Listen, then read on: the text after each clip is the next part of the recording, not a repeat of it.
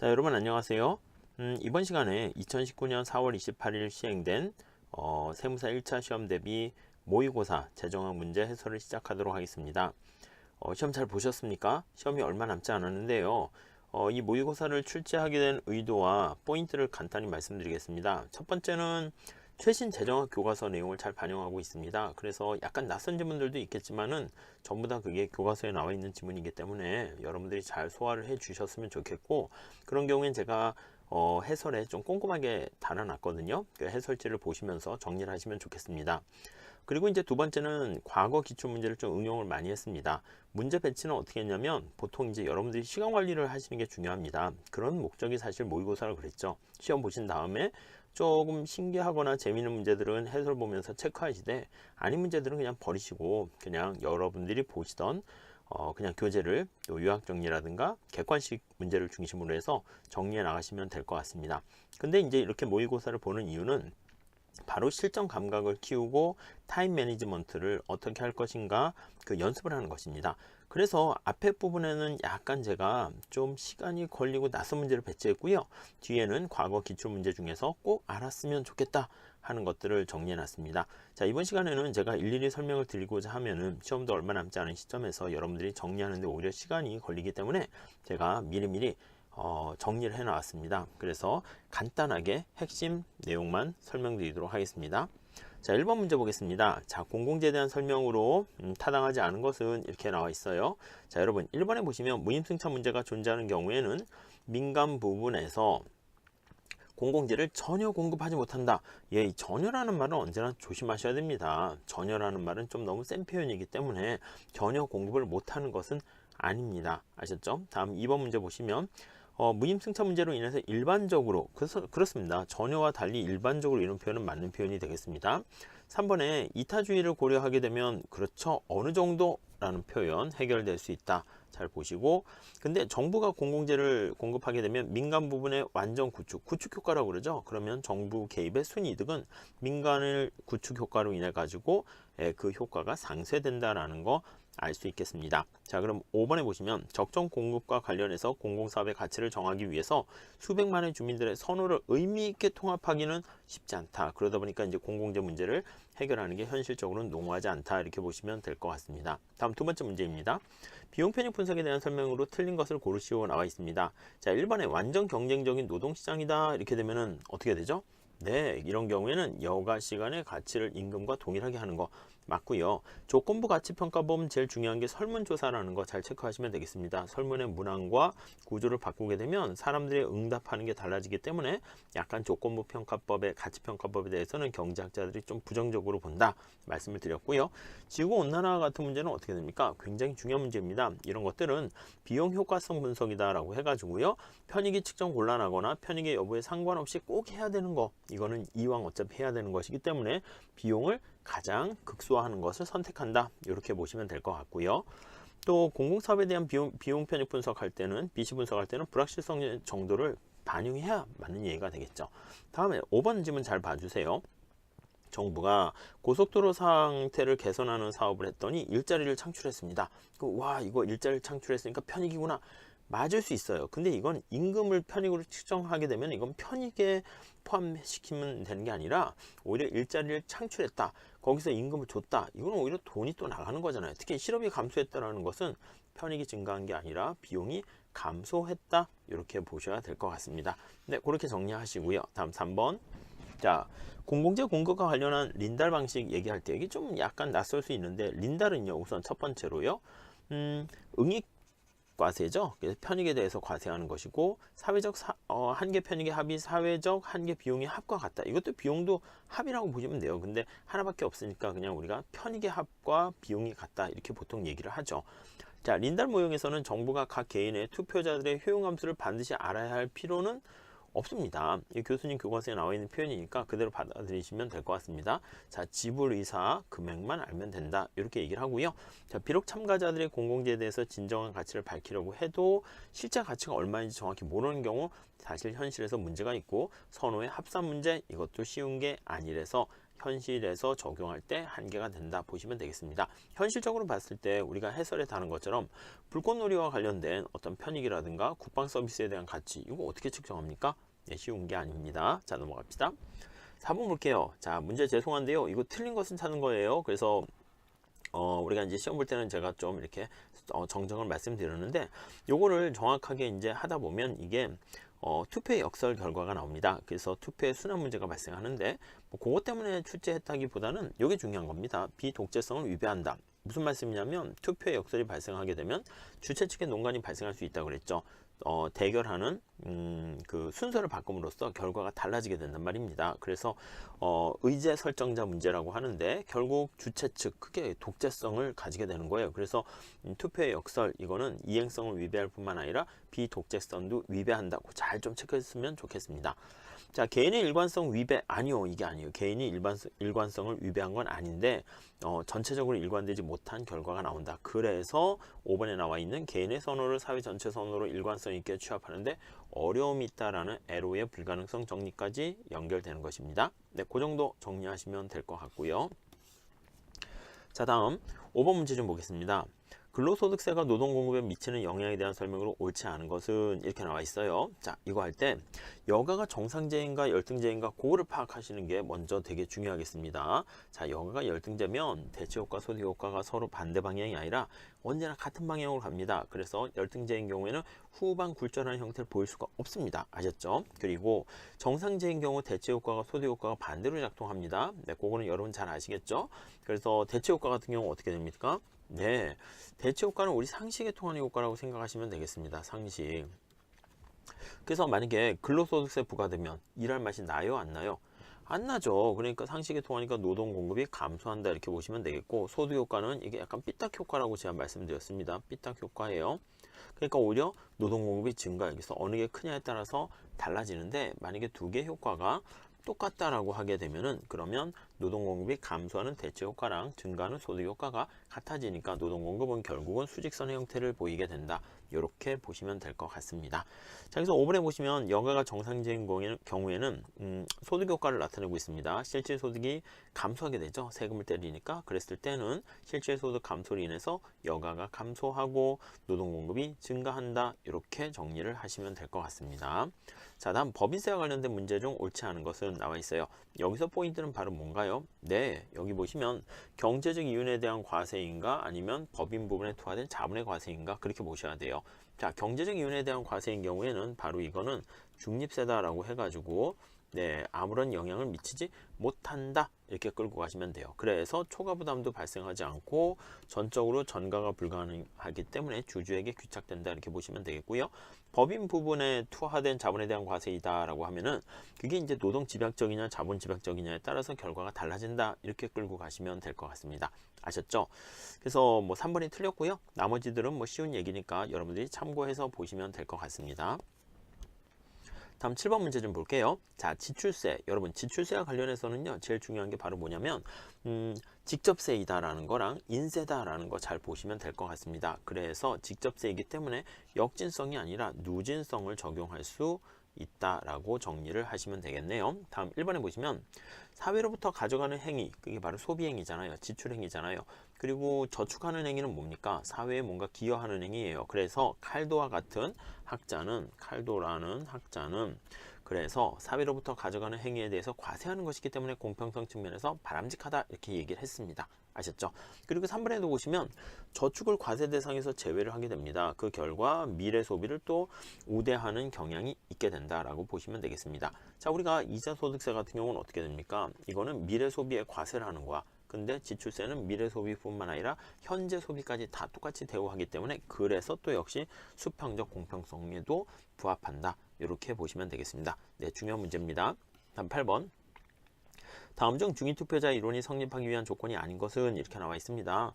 원래 중위투표자 이론은 한 가지 차원에서 한 가지 이슈에 대해서 대상으로 하게 돼요. 그런데 차원이 여러 개인 다른 이슈에 있을지라도 적용할 수가 있어요. 어떤 경우인가 라고 하면은 이렇게요.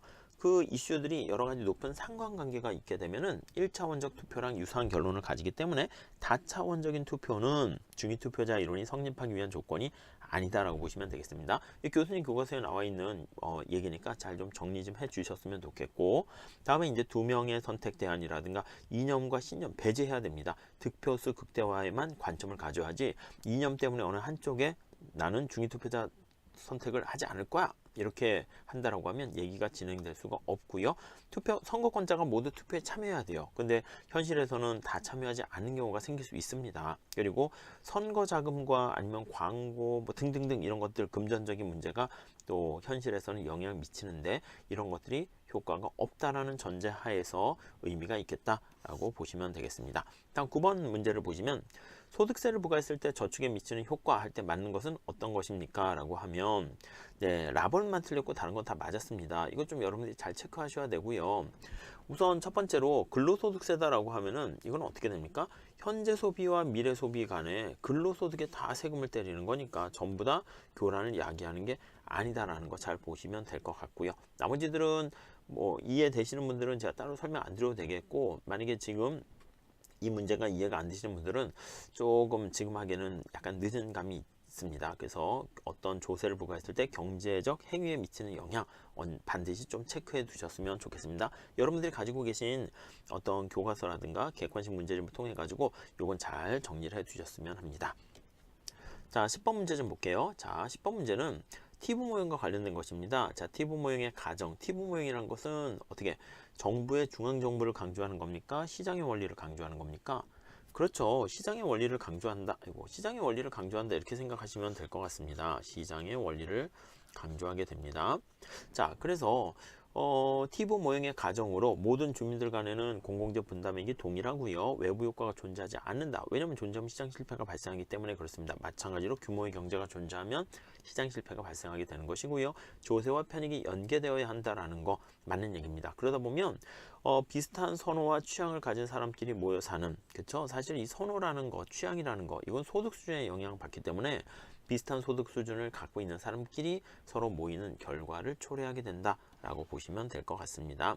네, 어려운 문제는 아니었고요. 다음 11번 문제 볼게요. 다음 중 최적 물품세에 대한 설명으로 옳지 않은 것은, 여러분 최적이라는 것은 효율성만 얘기하는 거예요. 그리고 램지 규칙은 당연히 최적 물품세와 관련된 거고요. 밑에 5번의 콜렛헤이그 조세도 최적 물품세와 관련된 것입니다. 그러니까 효율성만 고려하는 것이고, 이때 파레토 효율적인 건 아니죠. 왜냐하면 파레토 효율적인 게 가장 바람직하지만 현실에서는 이게 불가능해요. 그렇기 때문에 초과 부담을 극소화하는 정책, 그 조세가 바로 램지 규칙이다 라고 보시면 되겠습니다. 자, 2번에 나와 있는 효율성만 얘기한다라는 거랑 역탄력성 법칙이라고 생각하시면 되겠고, 한계 초과 부담이 서로 같아지도록 세율을 결정하는 게 바로 최적 물품세라고 보시면 될 것 같습니다. 12번 클럽제에 대한 설명으로 틀린 것은 이렇게 나와 있어요. 여러분, 클럽제는요, 처음에 돈 안 내면 들어갈 수 없어요. 배제성과 비경합성을 가지고 있어요. 그렇지만 클럽제를 자원 배분할 때 전체 규모를 결정하는 것과 사용자 수, 최적 사용자 수와 최적 규모 두 가지 측면에서 살펴봐야 하는데, 그때 클럽제 최적 규모는 어떻게 됩니까? 라고 하면 사물선 조건과 이거는 똑같습니다. 차이가 있는 게 아니에요. 잘 체크해 두시면 좋겠습니다. 사이즈는 공공재 규모와 똑같이 돼 있는데, 그렇기 때문에 우리가 따로 이건 논의하지 않고 제가 기본 강의 때나 이럴 때 설명할 건 뭐냐면, 사무엘슨 모형과 똑같기 때문에 최적 규모는 설명하지 않고 최적 회원수 이걸 가지고 설명하죠. 그래서 특히 회원수가 증가함에 따라서 어떤 일이 발생합니까? 혼잡이 발생합니다. 경합성이 발생합니다. 그랬을 때 개인당 편익과 감소하는 비용의 차이가 가장 큰 수준에서 결정한다라고 보시면 되겠습니다. 다음 5번에 보시면 서울시가 도로에 대해서 자동차 10부제와 또 통행료를 거두게 되면, 자, 도로는 원래 혼잡하니까 경합성이 있지만 비배제성이라는 특성을 갖고 있어요. 근데 거기다가 통행료를 부과하게 되면 배제성까지 더해지는 거니까 사실상 시장의 원리, 그런 사적제랑 똑같은 결과를 초래하게 된다. 이렇게 보시면 될 것 같습니다. 3번 잘 체크해 두시기 바랍니다.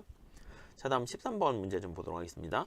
법인세 부과가 기업의 투자 행위에 미치는 영향에 대한 설명으로 틀린 것은 나와 있는데, 여러분 한계 실효세율이 어떻게 결정되는가 잘 보세요. 이렇게 계산을 하고요. 이게 의미되면 투자를 촉진한다는 거예요. 위축이 아니라. 이거 자주 나오는 거니까 여러분들이 그걸 중심으로 체크하셨으면 될 것 같습니다. 다음에 14번 볼까요? 자, 헤이그 사이먼즈에 대한 포괄적인 소득세에 대한 설명으로 틀린 것은 이렇게 나와 있습니다. 여러분, 헤이그 사이먼즈의 포괄적 소득세라는 것은 우리가 보통 현실에서는 모든 걸 다 과세 대상으로 하기가 어렵잖아요. 그런데 얘는 다 포함시킵니다. 그러다 보니까 자, 이거 답 어떻게 잘 구하셨습니까? 예, 답은 바로 4번 이렇게 보시면 되겠습니다. 소득세의 세원 잠식 문제에 빠진다는 문제가 아니라 소득세의 세원 잠식 문제가 심각해지는데 모든 소득을 다 우리가 과세 대상으로 삼기 때문에 그 문제를 해결할 수 있다. 이렇게 봐야 됩니다. 그래서 모든 걸 다 차별 대우 안 하기 때문에 수평적 공평성을 충족한다. 이렇게 보시면 될 것 같고요. 네, 그 정도 정리할게요. 다음 15번 문제는요. 이거 오염 배출권과 관련된 문제인데 이게 이제 2019년도 공무원 시험 기출문제입니다. 이번에 나온 거라서 넣어놓긴 했는데 우리 과거 재정학에서 기출문제도 있습니다. 자, 정부는 오염 배출량을 여기 보시면은 150 단위로 제한하기 위해서 기업이 3개 있어서 50 단위씩 공짜로 부여했습니다. 자, 이렇게 사고 팔 수 있습니다. 자, 제가 수업 시간에 뭐라 그랬냐면 make or buy라고 했습니다. 여러분 스스로가 만약에 스파게티를 만드는데 재능이 있고 맛도 있으면 직접 만드는 게 낫습니다. 그게 make고요. 근데 내가 재능이 없고 스파게티를 만드는데 비용도 많이 들면 내가 직접 만드는 것보다는 아웃소싱하거나 밖에서 시장에서 사 먹는 게 낫죠. 그렇죠. 그래서 이게 바로 우리는 기업이라는 조직을 나타내는 것이고요. 요거는 바로 시장이다 이렇게 생각하시면 될 것 같습니다. 이것도 마찬가지예요. 자기가 오염 배출권을 갖고 있는데 오염물질을 감축하는 비용이 여기 나와 있죠. 이건 여러분들이 좀 따져보셔야 됩니다. 제가 해설에 자세하게 넣어놨어요. 그래서 감축하는 비용이 만약에 더 싸게 먹히면 자기가 직접 감축하는 게 나아요. 메이크라는 게 낫고요.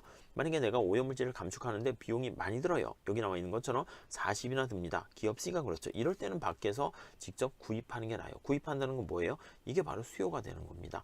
그러면 직접 자기가 오염물질을 감축한다는 것은 오염 가서가 필요가 없잖아요. 그렇게 되면 이거는 바로 시장에 공급을 한다 이렇게 보시면 돼요.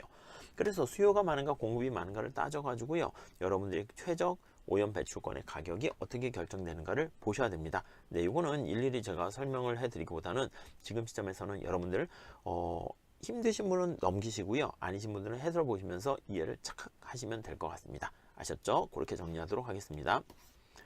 자, 다음에 16번 경제적 능력의 평가 기준으로 소득에 대한 설명으로 타당하지 않은 것은 이렇게 나와 있습니다. 현행의 소득세는요 당연히 실현주의를 기반으로 하고 있습니다. 예외적으로 부분적인 예외를 두고 있고요. 그래서 인플레이션이 발생하는 경우에 소득세 부담이 커지는 거 인플레이션 텍스라고 말씀드렸습니다. 귀속소득도 과세 대상으로 삼게 되는 것이고요. 소득은 여가와 노동에 대한 선택의 결과도 반영합니다. 어떤 애가 소득이 억대를 벌고 있는데 걔가 24시간 일해서 억대를 버는지 아니면은 어떤 애는 3천만 원 버는데 하루에 2시간씩 일해서 3천만 원 버는지 아니 그러면 그거 시간당으로 따지면 사실은 소득으로 그냥 할 수는 없는 거잖아요. 그러니까 완벽한 프락시라는 대리 변수가 아닐 수가 있고요. 현행의 소득세는 우리가 실현주의를 원칙으로 하기 때문에 수평적 공평성을 위배한다. 이거 잘 체크하시면 좋을 것 같습니다. 아셨죠? 똑같은 거를 똑같은 능력을 지닌 사람을 다르게 취급하는 문제가 발생한다 라고 정리하시면 되겠어요. 다음 17번 문제 좀 볼까요? 비용 편익 분석입니다. 우리가 아까 말씀드린 것처럼 1번에 연간 70만 명의 일자리를 창출했다라는 거 이거는 어떻게 됩니까? 라고 하면 편익이 아니라 비용 쪽으로 얘기를 해야 되는 거예요. 임금이 나가는 거잖아요. 아니면 비용의 감소 이런 쪽으로 봐야 된다는 것이고 그리고 이제 이런 홍수방지 산업과 관련해 가지고는요. 생산성의 증대라든가 토지 가격의 상승 여러분 어떤 토지에서 사과나 바나나가 많이 열려요. 그게 생산성이 증대되는 거잖아요. 그게 토지 가격이 비싸지는 거예요. 여러분 저 의정부의 커피 가격하고요. 강남의 커피 가격이 왜 차이가 난다고 제가 말씀드렸습니까? 땅값이 비싸서 강남의 커피값이 비싼 게 아니라 강남의 커피값이 비싸기 때문에 비싸게 팔 수 있기 때문에 땅값이 비싼 거예요. 아셨죠? 그러니까 생산성의 증대랑 토지 가격은 동일한 얘기다 라고 보시면 되겠습니다. 3번 볼까요? 고속도로 건설의 결과 수송 비용이 절감되고 동시에 해당 지역의 음식점과 주유소 이윤이 증대됐어요. 이게 우리가 편익의 증대가 아니라니까요. 역세권이라 해가지고 고속도로 건설한 지하철이나 철도가 들어온 지역에 이윤이 증가하게 되면 분명히 다른 데서는 손해가 발생한다고. 그 쌤쌤하게 되면 국가적으로 상쇄되기 때문에 소득, 누군가의 소득에서 다른 사람으로 이전되는 것이지 새로운 가치를 창출한 게 아니기 때문에 우리는 이걸 편익에 포함시켜서는 안 된다 이렇게 보시면 될 것 같습니다. 자, 인공지능 AI 프로젝트라든가 이런 무형의 편익 같은 거는 우리가 집행하는 게 구체적으로 계산하는 게 없으니까 아니요. 그러면 안 되고 비용 효과성 분석이다 해가지고 비용을 극소화하는 선택을 하게 된다. 이렇게 보시면 될 것 같습니다. 다음 5번에 보시면 불확실성이 존재하는 경우에는요. 동등 확정 가치라는 걸 이용해 가지고 위험 회피의 정도를 반영해요. 당신은 어떤 불확실성이 있을 때 이거를 확실한 어떤 소득으로 바꾼다라고 할 때 얼마의 가치로 평가하려고 합니까? 라는 걸 이용해 가지고 우리가 대등한 동등한 가치로 전환해서 환산해서 우리가 비교한다 라고 보시면 될 것 같습니다. 자, 다음에 18번 문제 좀 보겠습니다. 자, 조세의 소득 탄력성이 2고요. 소득이 이렇게 증가했을 때 조세는 20에서 얼마로 증가합니까? 이 탄력성 구하는 공식을 여러분들 잘 체크를 하셔야 됩니다. 이거를 잘 보시고 대입을 하시게 되면 이건 여러분들이 스스로 해보세요. 그렇게 되면은 조세 증가가 8이 되는 거니까 이전 조세 20에서 8만큼 더해서 28 이렇게 보시면 될 것 같습니다. 자, 19번 문제 좀 볼까요? 19번 문제를 보시면은 근로소득세를 부과하는 경우 발생하는 초과 부담의 크기를 결정하는 요인에 대해서 타당하지 않은 것은 자, 공급 곡선의 탄력성과 수요의 탄력성이 전부 다 작을수록 큰 게 아니라 작을수록 초과 부담이 작아지고요. 그 탄력성이 클수록 어떻게 됩니까? 조세를 부과하게 되면 사람들이 도망 다닌다고요. 피하는 과정에서 어떤 초과 부담이 발생한다 이렇게 봐야 되는 것이죠. 그러니까 1번이 틀렸고요. 다음 2번 보시면 네, 임금률과 임금 총액에 비례한다. 임금률이라는 건 W고요. 임금 총액이라는 건 W 곱하기 L이라고 생각하시면 되겠습니다. 수요의 탄력성에도 역시 비례하고요. 요거 때문에 틀리시는 분 있을 텐데 세율의 제곱에 비례하는 거 아닙니까? 예, 제곱에 비례하나 그냥 비례하나 사실 비례하는 건 맞잖아요. 그러니까 5번은 틀린 게 아니다. 이렇게 보시면 될 것 같습니다. 다음에 20번. 지방재정과 관련해서 틀린 것은 여러분 끈끈이 효과라는 게 중위투표자 입장에서 봤을 때 공공서비스에 대한 어떤 평균 가격과 한계 가격이 하락해가지고 이거 관료가 생산 공급해 주는 거니까 훨씬 단가가 싸졌네 그렇게 착각해서 지방공공재 생산이 우리가 이제 가격을 이제 그 무조건부 교부금을 지급했음에도 불구하고 생각만큼 지방공공재 공급이 작지 않고 많이 공급되더라 라는 게 바로 끈끈이 효과다 라고 보시면 될 것 같습니다. 자, 어려운 문제는 아니니까 넘어가도록 하겠습니다. 요 21번은 원래 제가 의도한 거는요 5번이 답입니다. 초과부담과 관련해서 두 재화가 완전 보완제의 경우에는 당연히 대체 효과가 없잖아요. 그러니까 초과부담이 없다 이렇게 끌고 가야 되거든요. 이건 쉽게 아실 수 있었을 것 같은데요. 그래서 보상수요 곡선을 가지고 우리가 대체 효과를 나타내는 거니까 완전 비탄력적이면 대체 효과가 없어요. 그래서 초과부담이 빵이다라고 보시면 될 것 같고요. 그래서 정확하게 초과부담을 측정하기 위해서는 소득 효과를 제거한 이게 바로 보상수요 곡선이라고 제가 말씀을 드렸죠. 근데 두 재화가 존재하는 경우 두 재화의 관계가 독립적인 경우에 비해서 우리가 기본 강의에서 제가 뭐라고 했습니까? 소주와 막걸리 가지고 얘기했죠. 대체 관계에 있다라고 하면 초과 부담은 더욱 오히려 작아질 수 있다라는 이것도 생각해서 1번 해서 넘어가신 분이 있을 것 같아서 만약에 가장 확실한 거 하면 5번이라고 볼 수 있겠지만 1번도 복수 정답으로 해드릴게요. 아셨죠? 점수가 중요한 게 아니니까 여러분 내용 잘 좀 체크하시면 좋겠습니다. 약간 혼돈을 드려서 죄송하고요. 1번 하신 분들도 약간 맞다 이렇게 보시면 될 것 같습니다. 다음 22번 봅시다.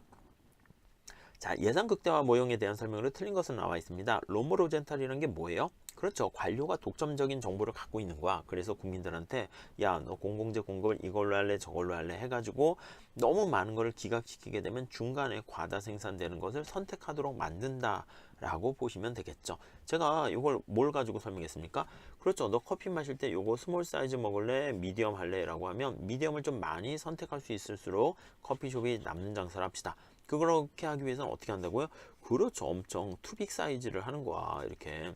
그러면 이걸 커피를 이만큼 먹는 사람은 좀 약간 정신 나간 사람처럼 보이는 거니까 여기 세 개를 제시하면 사람들이 어떤 선택을 해요? 네, 이거는 너무 심하고 이건 너무 작잖아요. 그래서 요거를 선택하더라. 이런 방식을 쓰는 게 바로 관료가 독점적인 정보를 이용해 가지고 독점적 지위를 이용해 가지고 과다 생산한다. 이렇게 보시면 되겠습니다.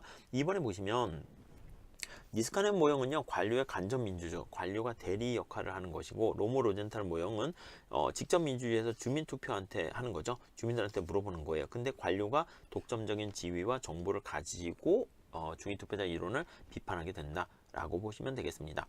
다음 3번에 보시면 미국 일레인저 모형에서는 사익의 극대화를 추구하는 관료를 상정해서 재량적 예산이 빵, 이게 바로 재량적 예산이 빵인 경우는 자 어떻게 된다고? 니스카넨 모형에 가깝다라고 보시면 될 것 같습니다. 그래서 그림을 하나 여기다 이렇게 그려보도록 하겠습니다. 요게 잉여라고요. 파이라는 잉여라고 할 때 이게 공공지라고 하면 니스카넨 모형은 어떻게 됩니까? 예, 무차별 곡선이 수직의 형태가 됩니다. 그래서 수직의 형태가 되기 때문에 여기까지 간다. 그러니까 이게 잉여라는 게 이렇게 있는데 잉여를 다 소진할 때까지 가는 완전 가격차별이라는 말 기억하시죠? 완전 가격차별과 동일한 효과를 가져온다라는 것 측면에서 재량적 잉여를 빵이다 이렇게 얘기합니다. 아셨죠? 그거 잘 보시고요. 4번 보시면 니스카넨 모형에서는 관료와 의회 간의 비대칭성을 전제로 해서 의회에 대한 관료의 정보적, 독점적 우위를 가정한다. 맞는 얘기입니다. 다음 5번에 보시면 니스카넨과 미그빌레인저 모형 같은 경우에는 정부의 예산 비대화의 원인이 관료의 합리적인, 이게 나름대로 관료가 합리적인 선택의 결과다. 이렇게 보시면 될 것 같죠. 자, 다음 23번 볼게요. 요거는 제가 해설에 그래프를 잘 그려놨거든요. 그래서 요거는 뭐 어떤 문제냐면 이것도 이제 지난 2019년 올해죠. 올해 2월에 실시된 공무원 9급 공무원 경제학 기출문제입니다. 아마 제 생각에는 가장 어려운 문제 중에 하나였었거든요. 20문제 중에서. 그래서 여러분들은 이걸 잘 보셔야 돼요. 그래서 최적 생산량을 구하시고요. 그래서 최적 생산량을 구한 다음에 그 다음에 이제 여기 보시면 사적인 측면에서 외부 비용을 고려한다는 측면에서 그렇게 구하시면 될 것 같습니다. 이게 20이 되면은 바람직한 최적 수준이 여기야. 근데 만약에 사적 수준은 50이기 때문에 바람직한 수준보다 지금 적은 양이잖아요. 그럼 어떻게 돼요? 과소공급이라고요. 과소공급. 과소공급이니까 좀 더 과다 하면은 우리가 텍스를 때려가지고 페널티를 가하는데 과소공급일 때는 예, 보조금을 지급해야 된다라는 것을 알 수가 있겠습니다. 네, 그렇게 정리하시면 되겠고요. 다음 24번 볼게요. 요건 간단하네요. 비용체감 산업에 대한 설명으로 옳지 않은 것은 나와 있죠. 3번 한계비용 가격 설정을 했는데 왜 손실이 발생하지 않습니까? 당연히 손실이 발생하는 게 문제가 된다. 이렇게 보셔야죠. 다음 25번. 자, 일정 연령의 아동을 보유한 저소득층 가구에게 제공하는 교육 바우처를 실시했다. 이렇게 되면 옳지 않은 것을 할 때 그렇죠. 선택권을 더 확대시킨다는 측면에서 좋은 거고요. 경쟁을 높이고 사립학교 진학률을 저소득층은 아예 할 수가 없었는데 이제 선택할 수 있도록 만들어 줍니다. 그리고 좀 더 이런 걸 통해 가지고요 투명성을 제고하는 요즘 뭐 유치원들 뭐 해가지고 뭐 문제가 많이 있었잖아요. 그래서 예산의 투명성을 제고할 수 있게 되는 장점이 있게 되고요. 교육 바우처의 도입은 저소득층 자녀의 선호를 제약하는 게 아니죠. 말도 안 되는 얘기입니다. 넘어갈게요. 26번 고용보험의 경제적 효과에 대한 설명으로 옳지 않은 것은 네, 고용보험 제도도 소득 재분배 효과가 있습니다. 그런데 문제는 뭐냐면 일을 하는 근로자에게 도덕적 해이를 유발할 수 있습니다. 나 실업 상태가 돼도 정부가 보조해 줄 거야. 일할 맛을 떨어뜨리게 되는 게 있고요. 그리고 고용이 안정된 집단에 있는 사람들은 잘릴 염려가 없으니까 고용보험 혜택을 받을 기회가 작아요. 근데 고용이 불안정적인 집단은 어떻게 됩니까? 자주 잘려요. 그럼 고용보험 혜택을 받죠. 그러면 안정적인 집단에 있는 사람이 그렇지 않은 집단에 있는 사람들을 보조해주는 그런 측면에서는 역차별을 받을 수 있다. 받는 느낌이 받는다라고 보시면 될 것 같고요. 4번에 보시면 고용보험은 실업 급여 수준이 증가하게 되면 그렇죠. 돈을 많이 주면 어떻게 돼요? 실업 상태에 있는데 돈을 쥐꼬리만큼 50만 원 주면 아이고 이걸로 먹고 살겠으니까 나 직장 다녀야 되겠다 이렇게 얘기하는데 그게 아니라 만약에 200만 원씩 준다 해볼게요. 그럼 누가 일을 해? 직장 나가면 한 150 받는데 내가 고용보험 받으면 200을 받아. 그럼 그냥 계속 눌러앉는 거죠. 실업 기간을 증가시킬 수가 있게 됩니다.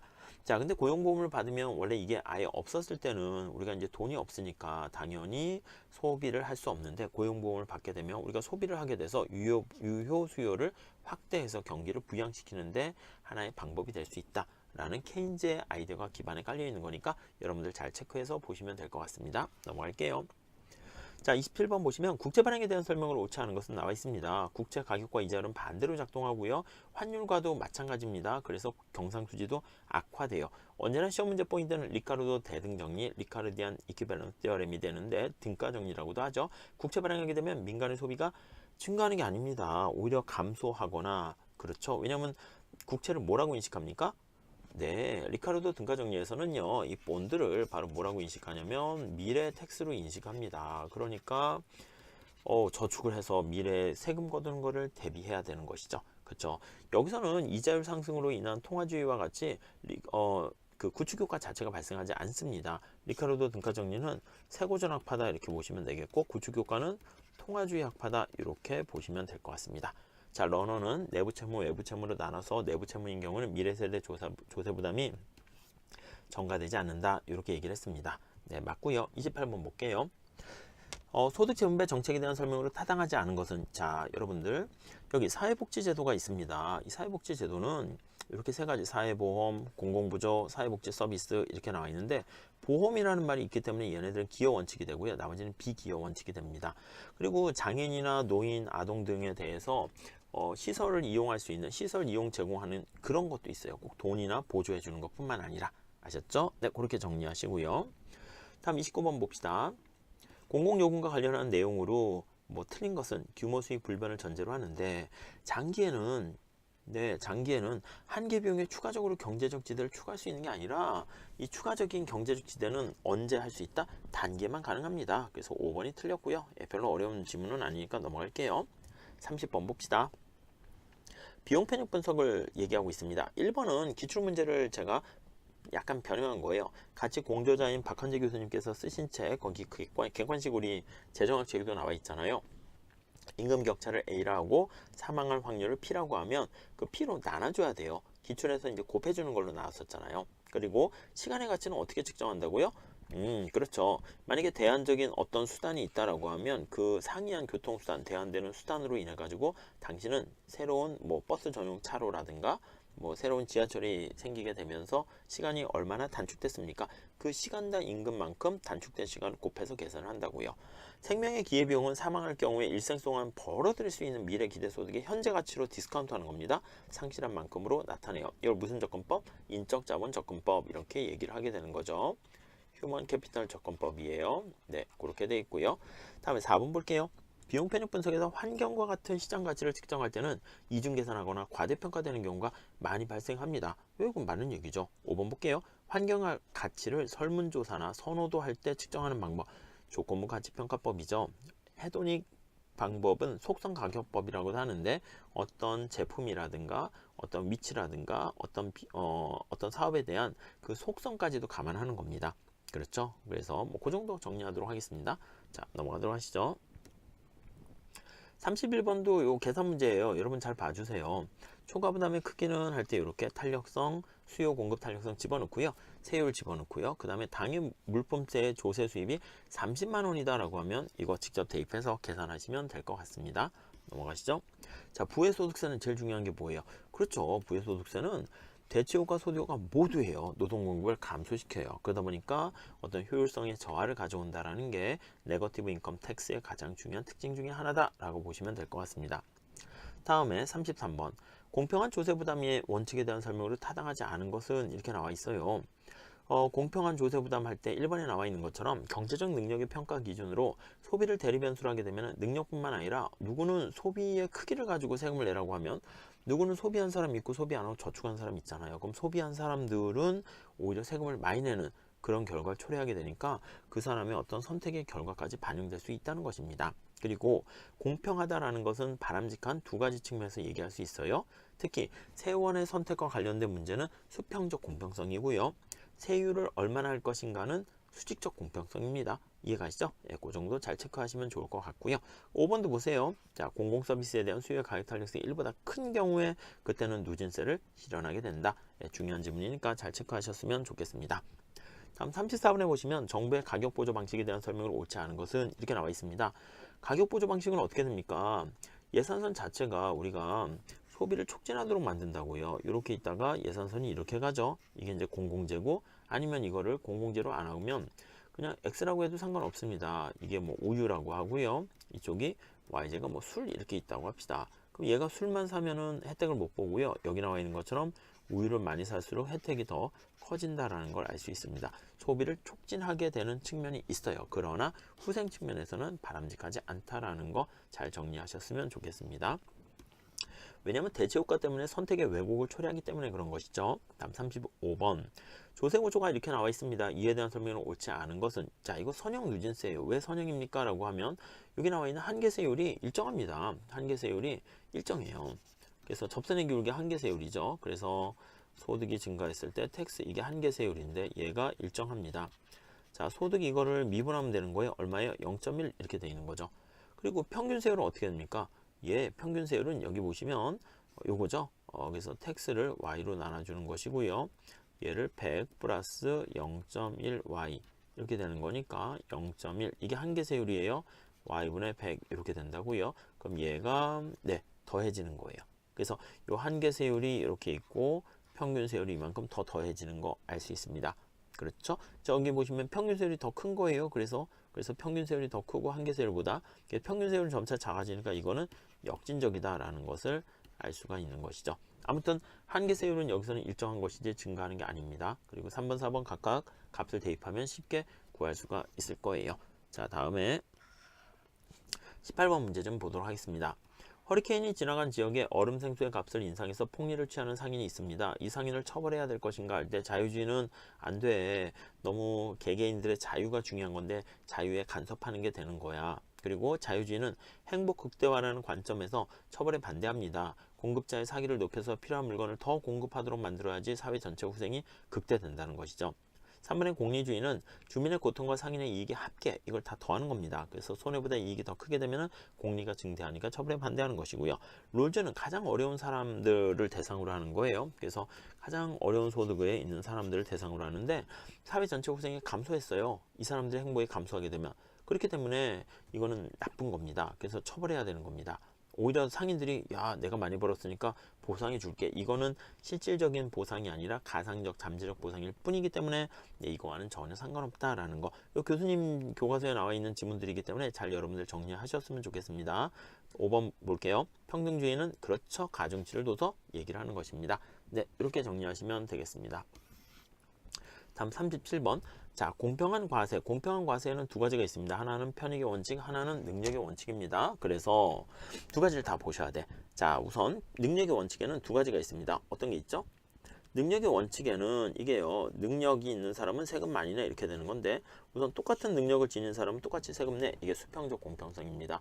그리고 능력이 높은 사람은 세금 많이 내. 그게 바로 수직적 공평성이에요. 그래서 1번에 보시면 고소득자는 부담 능력이 더 큰 경우에 더 많은 세금을 내야 된다. 이렇게 되고요. 2번 부양가족이 많이 존재하는 경우에는 부담 능력이 훨씬 더 이게 많이 존재하는 경우에 세금을 적게 내야 되는 거. 그죠? 부담 능력이 떨어지는 거잖아. 그러니까 부담해야 될 사람이 많아지니까 그런 것이 바로 수평적 공평성이고요. 3번에 보시면 자동차세가 자동차 주행거리에 비례해서 과세를 하게 된다. 편익의 원칙에 기반을 두고 있는 것이다 라고 보시면 되겠고요. 4번에 보시면 경제적 능력의 평가 기준으로 효용의 대리변수로 소득이 가장 아니요. 소득이 어쩔 수 없는 거죠. 완벽한 대리변수는 사실 없다 이렇게 보시면 되겠고 자 5번 편익의 원칙에 입각했을 때 공공재 서비스에 대한 수요의 가액 탄력성이 1보다 클수록 누진적이다. 고 맞는 지문이 되겠습니다. 네, 잘 정리하시면 되겠네요. 자 다음에 38번 봅시다. 탈세에 대한 설명으로 틀린 것은 나와 있습니다. 자 우선 2번 보시면 세율을 인상하는 경우 대체효과, 소득효과 이렇게 얘기하는 거는 기대효용 극대화 모형이고 무슨 모형이라고요? 알링햄 샌드모 모델이고요. 최근에 이제 더 나온 모델입니다. 근데 대체효과는 상식효과라고 생각하시면 돼. 그러니까 대체효과는 그냥 대체효과라는 것 자체가 없이 그 이전에 기대소득 극대화 모형과 똑같다라고 보시면 돼요. 자, 세율이 인상했다라고 하면 이거 어떻게 된다고요? 그렇죠. 세율을 인상하게 되면은 사람들이 탈세를 했을 때 얻게 되는 이득이 커지잖아요. 그러니까 탈세는 오히려 증가하게 된다. 이렇게 보시면 될 것 같고요. 나머지 질문들은 어렵지 않으니까 넘어가도록 하겠습니다. 39번 무임승차 문제와 수요표출 메커니즘 이렇게 나와 있습니다. 여러분 수요표출 메커니즘 계산 문제 제가 제 블로그 유튜브 거기에다가 이렇게 강의 올려놓은 거 보셨나요? 그거 꼭 좀 체크해 주세요. 계산하는 방법 우리 객관식 강의 시간에 좀 설명을 이렇게 드리려고 했는데 조금 약간 어려워 보이기도 하고 그래서 제가 나중에 올려드리겠습니다 했는데 두 문제 올렸거든요. 그거 좀 잘 꼭 숙지해 주시기 바랍니다. 자, 수요 표출 메커니즘에 대한 설명. 자, 1번에 보시면 개인이 자신의 수요를 표출해 가지고 다른 사람에게 미치는 손실액의 합을 세금으로 내게 하는 방법입니다. 이게 가장 간단한 상수도 하수도 방법 그거라고 생각하시면 될 것 같고요. 죄인의 딜레마 게임과 마찬가지의 결과를 초래하게 되는 거 알 수 있겠죠. 다음에 5번에 보시면 무임승차자의 문제는 어떤 사람이 그 재화를 소비하지 못하도록 배제하는 것이 불가능한 거예요. 가능하지 않다 이거예요. 바람직하지 않은 거랑 가능하지 않은 거랑 다른 얘기입니다. 자 그리고 중추적인 사람들만 있는 거 이거 박한재 교수님과 같이 쓴 책에 제가 좀 자세하게 넣어놨는데 약간 좀 어려운 측면이 있어요. 그래서 이런 중추적인 사람들 이런 말이 나오면 그것도 수요표출 메커니즘이니까 당황하지 말자 이렇게만 보시면 될 것 같습니다. 네, 그 정도 정리하시고요. 다음 40번 문제 좀 봅시다. 공급 곡선이 우하향하는 상품에 종량세를 부과했다라고 했을 때 틀린 것은 나와 있습니다. 자, 그런데 공급 곡선이 우하향한다? 수요 곡선도 우하향하잖아요. 그럼 둘 다 우하향해요. 어느 게 더 우하향하지? 그거에 따라 결과가 달라집니다. 그래서 우하향할 때 수요 곡선보다 상대적으로 공급 곡선이 좀 더 완만하면 오른쪽에 여기 나와 있는 그림처럼 될 거예요. 이렇게 돼 있을 때. 자, 여기 보시면 특징이 뭡니까?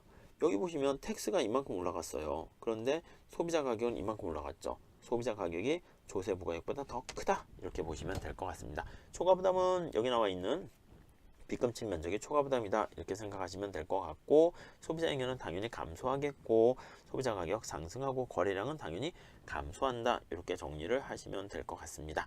자, 이렇게 해서 우리가 이제 시험이 얼마 남지 않아서 40분 동안 40문제를 풀어드렸거든요. 잘 정리하시고 마무리하셔서 좋은 결과 있으셨으면 좋겠습니다. 감사합니다.